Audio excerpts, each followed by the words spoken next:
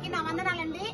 అయ్యా చంద్రబాబు నాయుడు గారు, మీరు చెప్పిన హామీలు 365 రోజులు అయిపోయింది కానీ ఒక్క హామీ కూడా ఇంతవరకు మీరు నెరవేర్చలేదండి. ముఖ్యంగా మొదటిసారి మీరు సంతకం దేనికైతే డిఎస్సీ అన్నారు కానీ ఆ సంతకాలు చేశారు కానీ నిరుద్యోగులకి ఒక ఉద్యోగం కూడా లేదండి. నిరుద్యోగులకి 3,000 రూపాయలు చెప్పున అన్నారు, అంటే ఒక సంవత్సరానికి 36,000. కానీ ఒకరి ఖాతాలో కూడా ₹1 లేదండి. వాలంటరీ వ్యవస్థ కొనసాగిస్తామన్నారు కానీ వాలంటీర్లు తీసేశారు.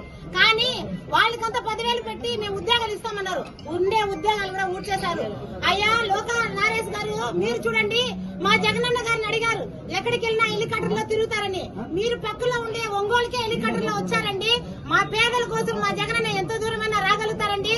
అదే కాకుండా ఇంకా పిల్లలకి అమ్మఒడి, విద్యా దీవెన, ఆసరా, చేయూత అన్నారు.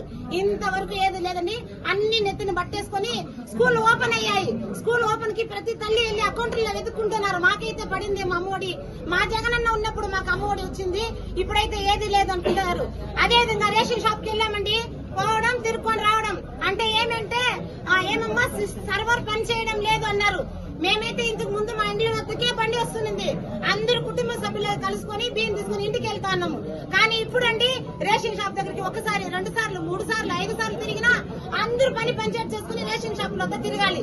మా బండి మహిళలకి నీకు 15 నీకు 15 నీకు 15 అన్నారు కానీ ఏ మహిళకు కానీ ₹1 లేదు.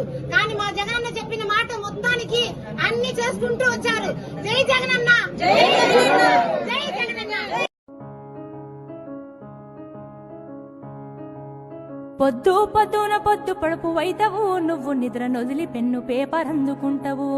లోకమంత సుడిగాలై చుట్టి వస్తావు, ఆ కబురులెండ మూటగట్టి మోసుకో.